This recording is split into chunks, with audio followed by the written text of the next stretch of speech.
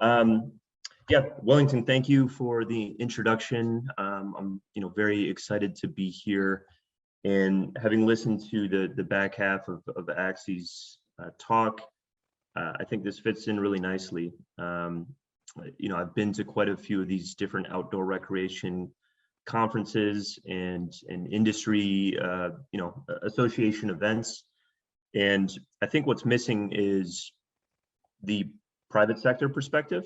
A lot of times we talk about the governmental resources, which are all great, especially in New Mexico. What I hope to do today is let you know that there's, private investment firms that are very interested in the outdoor recreation as well. And I wasn't entirely sure about the nature of the audience that we'd have today, regarding if it was, students, entrepreneurs, existing practitioners in the outdoor recreation industry. So I tried to cover a wide variety of topics. But yeah, I'll go ahead and dive in here. And just going over the agenda of what I'd like to touch on today. My goal is to speak for 30 to 45 or so, and then leave some time open at the end for Q&A.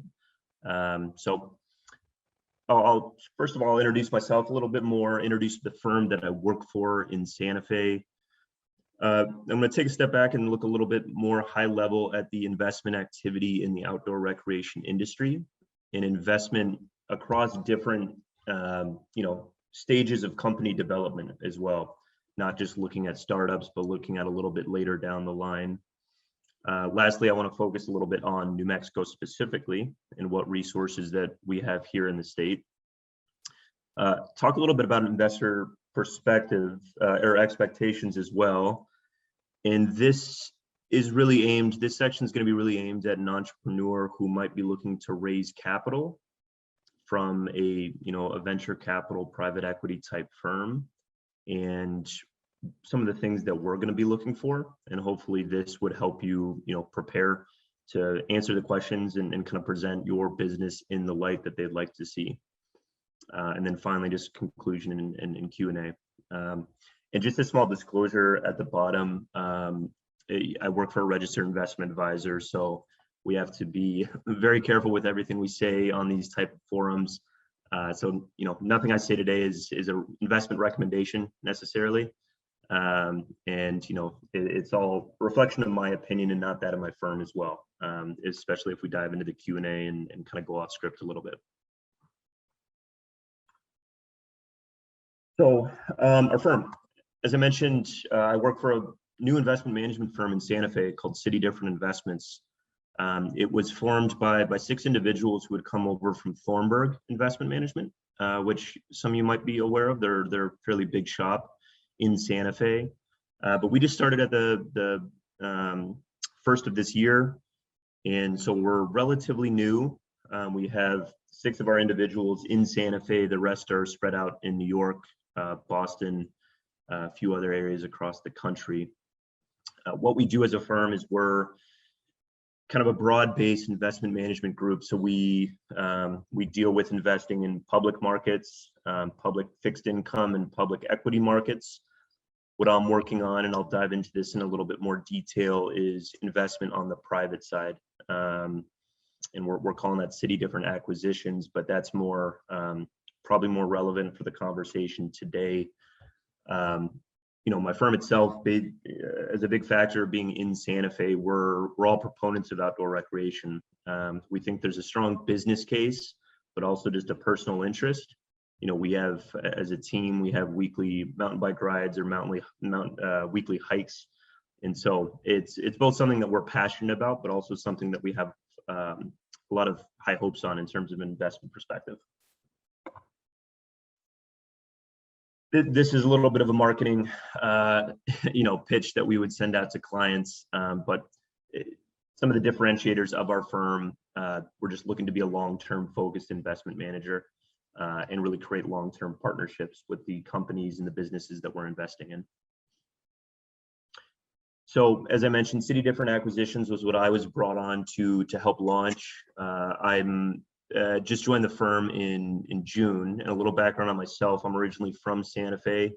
I grew up in Santa Fe, left for a little over 10 years where I was living in Denver, went to graduate school out in North Carolina, but recently returned. And a big part of that, my family is still in Santa Fe, but even more so, or I guess I shouldn't say even more so, but access to the outdoor recreation industry and access to outdoor recreation in general was something that was really important to me and something that I was missing in a lot of the other areas that I was living in the country.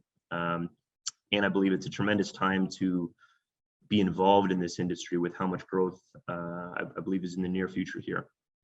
So City Different Acquisitions is just the private investment arm of City Different Investments. And it says on the bottom there, we're very interested in looking at investing in companies in New Mexico and ideally in the outdoor recreation industry if we could find those opportunities. So at this point, I want to just dive into more of a high-level view in investment in the outdoor recreation industry. A lot of this might be overlap from some of the statistics that Axie had mentioned, partly because I'm a big fan of Axie's and she always provides great data and insight on the outdoor recreation industry. So you might have seen some of these statistics already. But starting off, it's something that I didn't necessarily realize until recently is how massive of an economic sector outdoor recreation is. You can see on the right there that the graph of how many industries that it's actually bigger than in terms of consumer spending.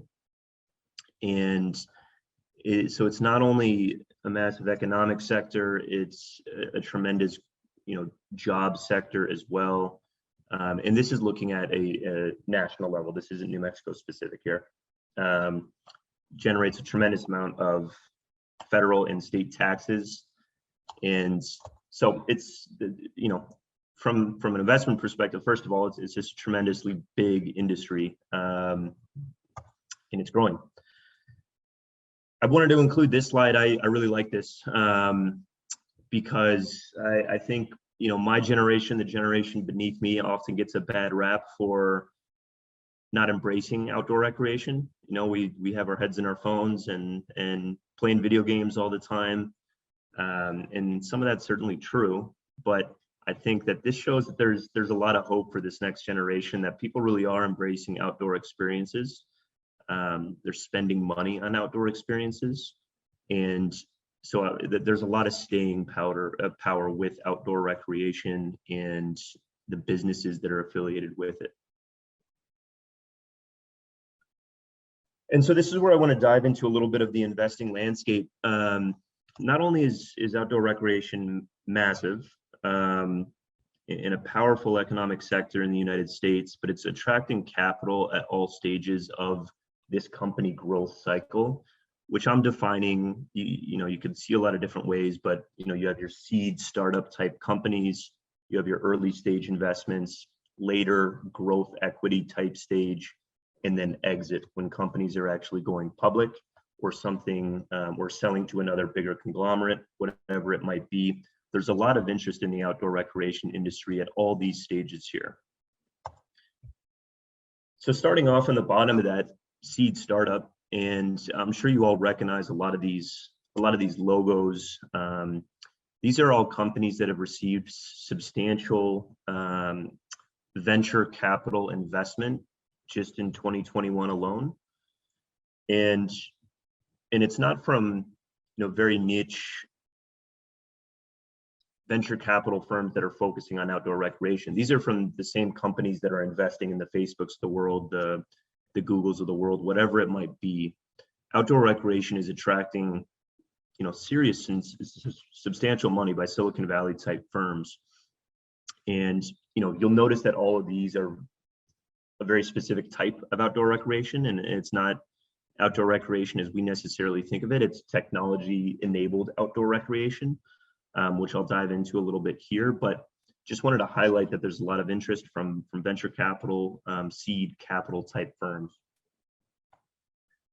Moving on down that trajectory, this slide shows interest from both private equity buyers as well as larger companies that are purchasing smaller outdoor recreation businesses for strategic purposes. And so what this shows, the graph on the left there is the number of transactions, M&A transactions, mergers and acquisitions transactions in the outdoor recreation industry. And the data is a little outdated at this point. It was taken from April of this year. But what it shows is that there was more interest in 2020 than there was in 2019. And as of early 2021, the interest was even further than 2020. I believe that slowed down a little bit as a lot of the COVID activity has decelerated as things begin to normalize. But it just shows that there's a lot of interest from later stage buyers, private equity firms in outdoor recreation. The little icons on the right are showing that the sectors that had the most activity. My Zoom screen is blocking it right now. Let me move that. So yeah, you'll see outdoor power sports, tactical and hunting was the biggest. Unfortunately, I think that's a little bit skewed because they include a lot of firearms manufacturers in that category. And I don't think people were necessarily in 2020 buying firearms always for hunting purposes. And so, maybe a little bit of a different statistic there, but just to give you an idea of where activity's happening, where people are buying companies. And so I just thought that was an interesting aspect to include in there. And then lastly, here we talk about that exit stage. This isn't all inclusive of the publicly traded companies that work in outdoor recreation, but it highlights a few of them and just basically says that a lot of them were having record or have had record 2021 years compared to 2020. And 2020 was a record year for a lot of people as outdoor recreation seemed to accelerate during COVID actually. So this is just showing revenue year over year between 2021 and 2020. So really wanted to highlight that at every stage there's interest. I think this conversation will be more focused towards those early stage startup type opportunities, but outdoor recreation is attracting capital no matter where you're looking on that investment perspective. So at this point now, I wanted to just think a little bit about why beyond the market size, why is there so much interest in outdoor recreation currently? And I'm sure you could come up with, a plethora of other reasons here, but these are a few that I really pinpointed that I believe is driving the growth because we have seen accelerated growth in investment in outdoor recreation in recent years. So I think first of all, entirely new product categories that have been enabled by technology solutions. So things that didn't exist 20 years ago. Social networks have made their way into outdoor recreation. There's companies like Strava that are essentially a social network for cyclists, as well as runners. You have Kaya, which is a new company that's essentially a social network and platform for climbers to connect, discuss their climbs. And it's a brand new company, so I know they're still in development right now. So I think through technology, a lot of entirely new industries are leaking into outdoor recreation, which is why there's a lot of growth there and a lot of particular interest from those venture capital type firms. The second point, I think that technology has also enabled businesses that wouldn't necessarily be attractive from a private investment perspective previously to become a lot more attractive. And because they're more scalable at this point. And the example I thought of, I think you could find numerous examples, but the example I thought of was camping, where if someone wanted to develop a campsite, there's fairly limited upside. There's only so many camp spots that you could rent out. There's only so much you could charge. Not saying that that's a bad business model at all, but from a private investor perspective, where they're expected to have some sort of rate of return, it's not necessarily as appealing.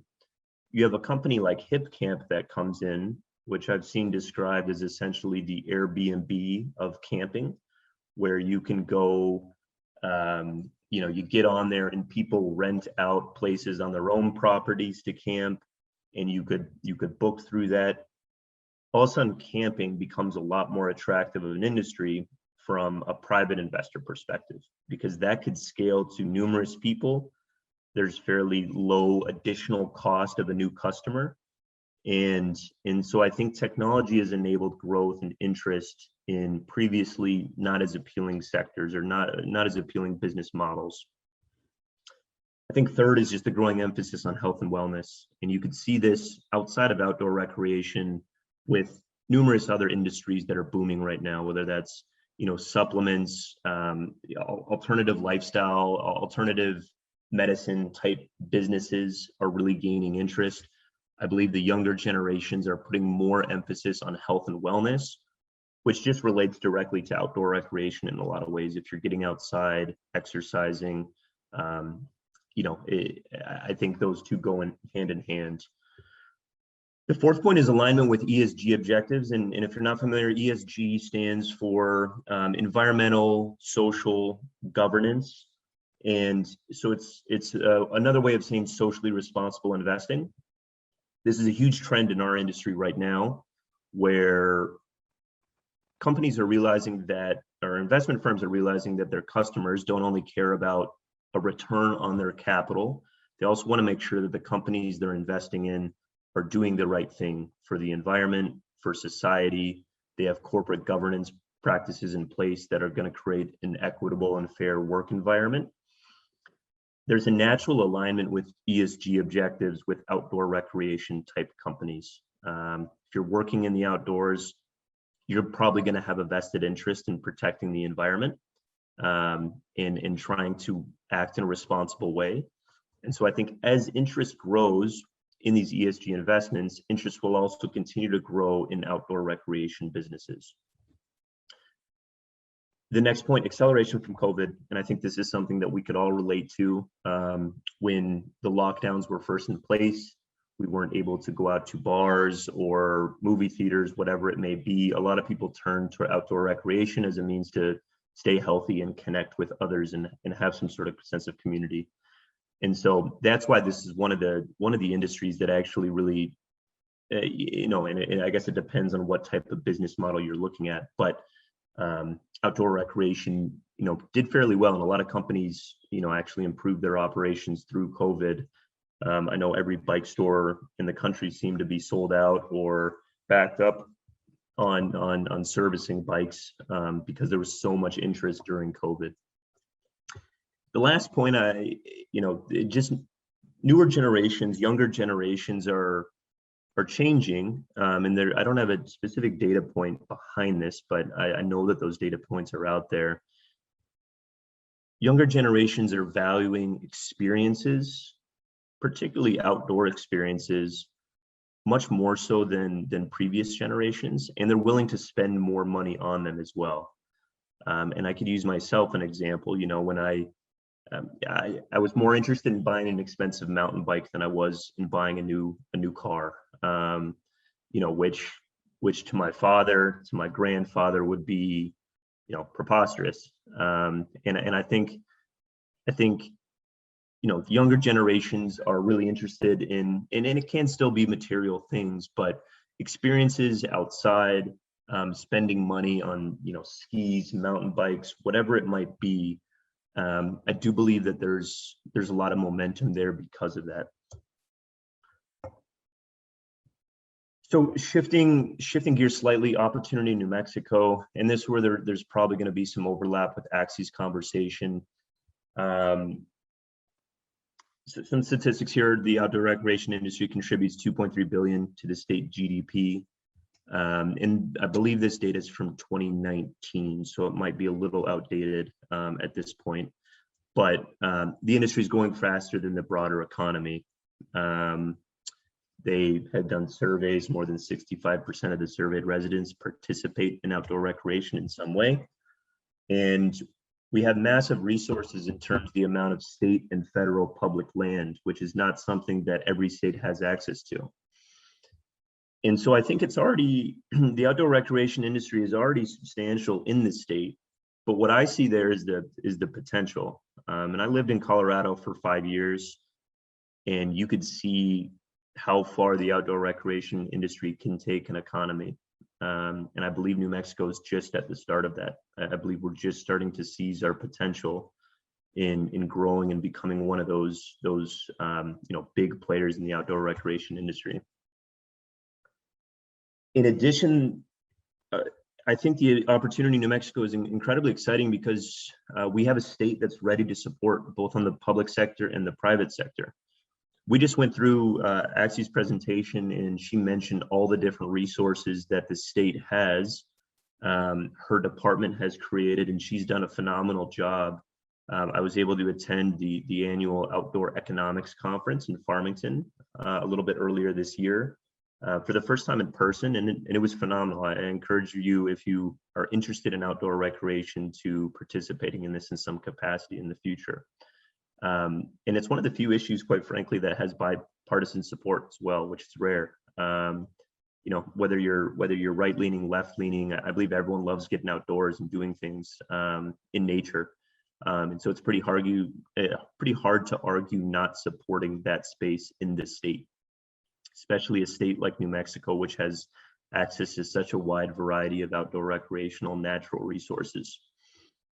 But I really want to emphasize today as well that there's private sector support, and this is relatively new, but it's something that I'm really excited about and that I'm really trying to spearhead in the state of New Mexico. But there's a network of private equity, venture capital type firms that I know have a strong interest in outdoor recreation, both from, like we just looked at, from a returns perspective, it's attractive, but also because we all love outdoor recreation. We want to see the state grow in that capacity. At least I certainly do selfishly. A second private sector group that I wanted to make sure I plug here, and some of you may already have experience, but is Endeavor, New Mexico. Endeavor is the first outdoor recreation business alliance in the state of New Mexico. And one of the co-founders is a gentleman named James Glover. He's a phenomenal person if you have the chance to meet him or reach out. But what he's trying to do is create businesses, students, just people that are interested in outdoor recreation, and really create a coalition within the state to, first of all, share resources, share learning opportunities, create a networking type group, and also create some sort of lobbying effort as well that could move beyond simply this administration, but maybe future administrations that we have in the state that are not as supportive of outdoor recreation, which I think is really important to consider. I think our current administration right now has shown their support. They've shown it with financial resources as well. We don't want to take that for granted. That might not always be there. And so I think it's important to have this public-private sector working in conjunction to try to help grow this industry. Investor expectations. As I mentioned at the start of the slideshow, what this is really aimed at, and this isn't as specific to the outdoor recreation industry. It could really be applied to any sort of business that you're looking at developing. But I wanted to talk a little bit about, if you're going out looking to raise capital from a firm like my own or one of the other firms in the state, I wanted to highlight some of the things that they're looking for so that you could be prepared for that conversation. So I'll go into these each individually, but high level, knowing your investors, knowing the different types of investors out there, knowing a total addressable market or market sizing, having some sort of scalable business model, sustainable point of differentiation, and a strong management team. And we might dive in a little bit, I apologize up front, this might be a lot of business school type speak, kind of buzzwords, but I think they are important topics to cover. To know who you're presenting to, there's different capital providers, and different capital providers are going to be looking for different things in an investment. And so I think it's important to know that, first of all, to know a little bit about the different types of capital providers, so that if you are looking to go out and raise money, you'll have the best shot of success if you're really targeting the individuals who are interested in your business model. So going into these, and you could dive into these in a lot more. These are fairly, broad generalizations, but you have your debt providers out there, such as banks. There's private lenders as well. What they're looking for is stability. They're looking for a cushion on their investment. With a debt product, they don't necessarily have any upside if your company does substantially well. So they're not going to care as much about phenomenal growth rates. If you're projecting your business is going to grow X% in 10 years, that doesn't really matter to a bank. All they care about is you borrowed money from them. You have a set amount of interest that you have to pay back to them, and they want to make sure that you could do that. So in some cases, it's actually not a good thing if your business is growing that fast and you're going to a bank, because they'll say, hey, you might not have cash flow today to pay back our loan. And if you're growing so fast, you might need more additional money and not be able to pay back our loan. And so, debt providers are looking for a more stable business that has that cushion. If economic times turn, that you could still pay back their investment in you. You move up the stage, early stage equity, venture capital type firms, they do care about that growth. And they don't necessarily care about profitability in the moment. They want to see the market size and the market potential. Venture capital firms, on average, 9 out of 10 of their investments will not work out in any capacity. They'll be flops. That 1 out of 10, therefore, needs to make up for those 9 losses. So if you have a business that's addressing a very small market, that doesn't have substantial potential to grow, it might not be a good fit for you to approach a venture capitalist, knowing that they need to have one investment in their portfolio to have substantially strong financial returns to make up for their others. And that's just the mindset that they're looking at. So they're looking at growth rates, they're looking at the total market size. Those are the things that are important to them. Later down further, private equity firms, venture capital firms will do this as well. They're looking for profitability and enduringly profitable companies. And what that means is that, they want to see profitability through thick and thin, through tough times. They want to see a track record. They want to see you being able to produce financial results in good times and in bad times. Similar to debt providers, oftentimes private equity firms are using debt to purchase a company or to make an investment. And so they want to make sure that your cash flows could cover those minimum debt payments on a monthly basis, whatever it might be. Lastly, grant-making institutions, and I can't speak to this as much, but a lot of the initiatives that AXI is working on, obviously they want to see a financial return, but I think more importantly, they want to see the economic impact, the social impact. So not saying if you're an entrepreneur, your business needs to hit all of these. I think more so being aware of what your business really is, being aware of the potential, and then if you need access to private capital from investment capital, knowing who to approach for that conversation will give you the best chance of success. So secondly, total addressable market. And this is the little graphic on the right. You could break this down in different ways, but it's the group of customers that you're currently servicing, the group of customers that it's really feasible to service in the foreseeable future. The total addressable market would be, if you were the only product in this, if you could reach everyone, what does that market size look like? And this is a little bit more so from a venture capital type lens. They want to know that number, and it's not going to be accurate, but they want to know that you've thought about it. And so if you are going into a pitch to raise capital, it's important to do some sort of market sizing, because they're going to ask you about that number. They're going to say, what's your total market size?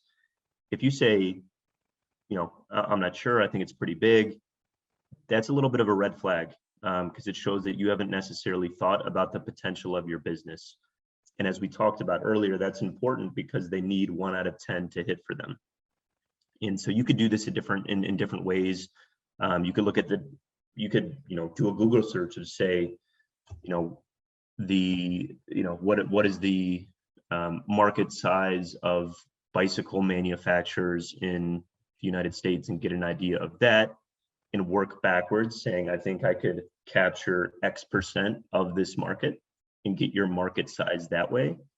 You could also build it up from the ground up, saying, hey, I have a bike shop, I'm charging this much for my services, I could probably reach this amount of customers in this area, and build from there to get an idea. Once again, it's not going to be accurate, it's not going to be 100% specific, but an investor wants to see that you've thought about this.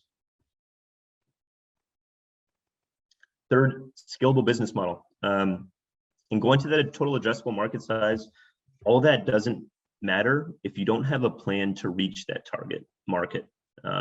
If you don't have a plan to grow. In our current portfolio right now, I'm working with a company that has a tremendous market size for their products. They didn't have a plan in place before they started picking up steam for how they're going to scale that business model. And it's creating a lot of headache because they have significant backlog orders right now, creating a poor customer experience. And so it's important, especially if you're at a seed startup stage, to think about how you're going to reach that. There's different ways to do that. Licensing, partnerships, leveraging technology. But that's going to be a second question that you're going to get in a pitch to an investor is how do you plan to scale your business? How are you planning on growing? And it's important to at least have a plan in place, because it's possible that there's companies that actually go under because they're growing too fast and they don't have a plan to actually keep their operations up with that growth and demand. So it's important to think about this, especially if you're in the early stages of a company development. Sustainable point of differentiation, competitive advantage, whatever you want to call it there. There's always going to be someone out there that has bigger pockets than you if you're starting a business. And that's just the fact of the matter. If you have a great business idea, and you're attracting customers, you're attracting investors, there's going to be someone that's going to replicate what you're doing. And most likely there's going to be someone out there that has more financial resources to do so. So it's important to think beforehand and really emphasize this to potential investors is how you're different and how you've created that moat around your product to protect you from new entrants. So whether that's patents, whether that's a large customer that you have locked into a long-term contract, whether that's building up a strong brand name that other companies will have a hard time competing with.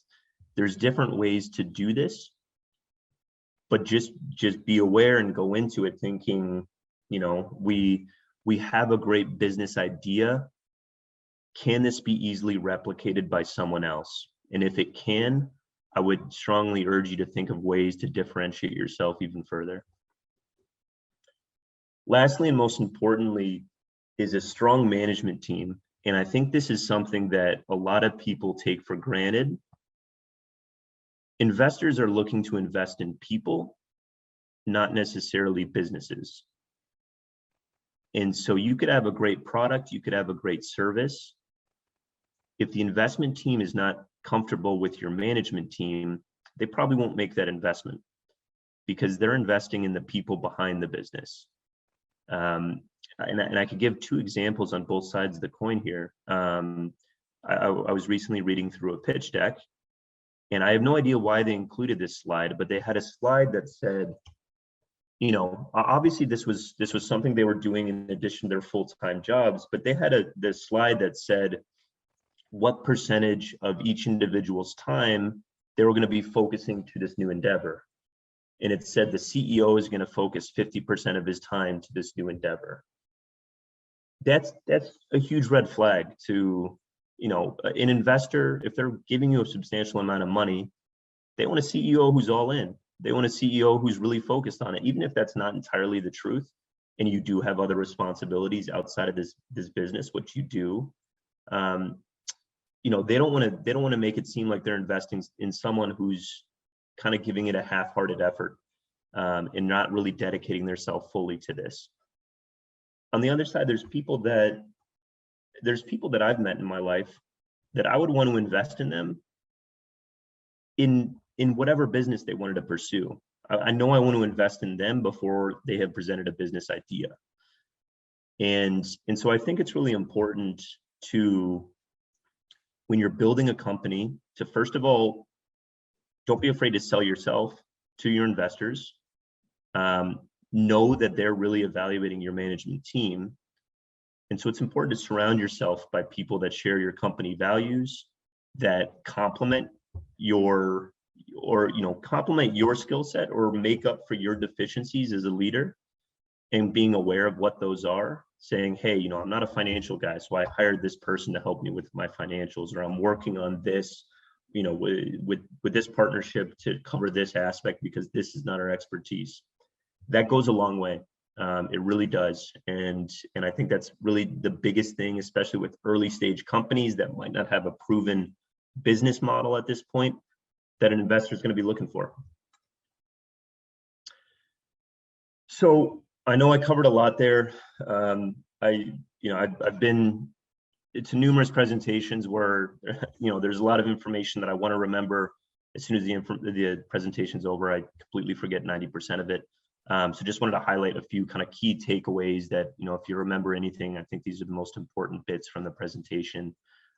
First and foremost, it's an incredible time to participate in the outdoor recreation in New Mexico. One of the reasons I moved back home, I'm so excited to be participating myself, making investments in this space. I think the state, I'm biased, but I truly believe the state is poised for significant growth, to catch up to the Utahs, the Colorados of the world. And I think it's going to really spread out and impact the state as a whole, and be a big driver of just a lot of economic development. Secondly, know what investors are looking for in a company if you are going to pitch an idea, if you're trying to build a business. Knowing who you're going to be speaking to, having thought about what's important to those investors and what questions they're going to ask will help you look very prepared, that you've done your homework to present to them. And lastly, just don't underestimate the importance of who is running the business. Because like I said, investment teams are really looking to invest in management teams, looking to invest in people more so than businesses themselves. So with that, my contact information is here. If you have any questions about anything that I said today, I'm still getting approval from my compliance to send out this deck, which I'll pass along to Wellington, and I'm sure he could circulate it to the participants who are interested. Feel free to reach out if you have any questions. Also, if you have a business that you're looking for private sector funding from, obviously we'd love to speak. The great part about New Mexico at this stage is it's a very collaborative environment within the investment world. It's not a lot of firms competing against each other. And so if my firm's not a good fit for what you're looking for, I could give you the names of 10 other firms that, I think would be a good fit. And I have no problem doing that because they're doing the same for me as well. So with that, I really appreciate the, paying attention, listening to me here. I'll stop my share, and I think we left a little bit of time for Q&A if anyone has anything. Thank you very much, Joel. I mean, again, way above my expectations. Amazing knowledge and information there. And I think the message that it comes across in these 2 days is the outdoor industry is growing, and so if you're early, get into it early on with the right mindset, and the potential is there. So I'm happy to be involved on the sort of academic side of it, and I'm curious to see how we can help and see how things grow. Yeah. Folks, feel free, jump in, reactions, comments, questions.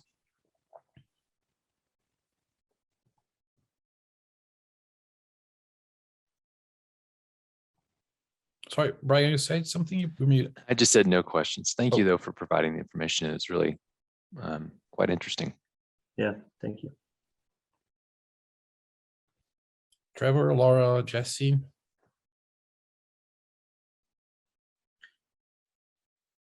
And one thing I'll provide here, I didn't include a slide, but for those interested, I did have a list of some other kind of follow-up resources. If this, if attracting investors or working with investors is something that's in your foreseeable future, I had mentioned that in Endeavor, New Mexico. I don't have their website off the top of my head, but if you just look up Endev OR for outdoor recreation, New Mexico, you'll find it. They have opportunities for students joining businesses. They're a great resource. The Outdoor Industry Association, they put out reports kind of looking at, sectors that are of interest, where growth is happening. Some of the statistics I had pulled, there's two larger investment banks that they look at outdoor recreation specifically, at least two that I've found. Those are Capstone Partners. They're up in Denver, Colorado, in Headwaters. I'm not sure where they're located, but you could get on their email list where they send out I believe it's a quarterly industry report about what's going on in outdoor recreation. And that's a little bit more focused on public markets, mergers and acquisitions, but I always enjoy reading their commentary because they'll say, why certain sectors are growing, where people are, where money is going to. And so if, you don't have a business plan currently, but you're looking to potentially launch a business in the future, it might be interesting information to look at where money's flowing to, and where people are really interested. So those were a few of the resources, but like I said, feel free to reach out if you're looking for anything more specific, and a fairly good network within other investors in New Mexico that I'm sure would be more than willing to help as well. Thanks, Joe. I was just a reminder everyone. So if Joe is not able to share the slides, I'm assuming since we're going to upload this recording in our webpage, I think we can go back and just look at it, right, Joe? Yeah, that's fine. Yeah. And so yeah, either or you have access to it. Just to because I'm just a lot of questions in my head now. Joe, if you could just quickly, where in your list of types of lenders or investors there, where would angels be put in? What kind of, I'm not too familiar with the difference between angels and venture capitalists. Angels are at that very early stage. There's a stage of financing a company that's typically before the seed stage, and that's the 3 F's. They call it the friends, family, and fools. Well, people are just investing in, normally before you even approach investors, you're reaching out to your friends, your family. Angel investors, they call them fools, in a joking manner, just because they're betting on companies that often don't even have a fully viable product at this point. So it's a little bit more risky from that perspective. That's another good group, and I'm glad you brought that up. There's a group in town, the New Mexico Angels, that if you are looking to raise some sort of capital, they'd be another one, a great firm to look up. So yeah, angel investors are just normally individuals, normally high net worth individuals who are looking to invest in startup companies. And so they're doing smaller check sizes. They're normally doing it before institutions get involved. So yeah, if you have a business idea and it's not quite developed to the point where you could bring it to a venture capital type firm, approaching angels would be a good way to do that, and get some good advocates in your corner to help grow the business. And the follow-up to that, Joe, just because we did a study, we're still finishing it, but on impact investing in New Mexico last year, and Riley White, my colleague here, Anderson, led that. And You mentioned ESG, the natural, connections between outdoor recreation and ESG investment. Do you have any information on impact investing in the outdoor recreation industry and in New Mexico, or both? Not necessarily. Yeah, impact investing, falls in line with those ESG mandates. Normally impact investing is a lot of impact investing is happening on the private side, the private investment worlds. And it's investing with a specific impact goal in mind. Like it might be developing a sustainable water system for, or a sustainable, like a sustainable solar project in a developing country might be something like that, where there could be potential returns, but the main focus is on the impact itself. ESG is normally a little bit different, where oftentimes investment management firms will use an ESG screen. So they'll look at their current portfolio and say, we're only going to have companies that have an ESG score above a certain amount. And so impact investing is, I think, a more proactive effort to make an impact. ESG is a little bit more impact reduction, or negative impact reduction, I guess I would say. So yeah, it's a hot topic right now, investment management, because people are looking for investments that, like I said, people are willing to sacrifice returns if their portfolio is meeting certain metrics, and making sure that the companies are looking out for the environment, looking out for the communities that they're working in. That's becoming more and more important. And so I think every investment management firm has that at the top of mind, showing how they're going to make their portfolios more in line with those objectives.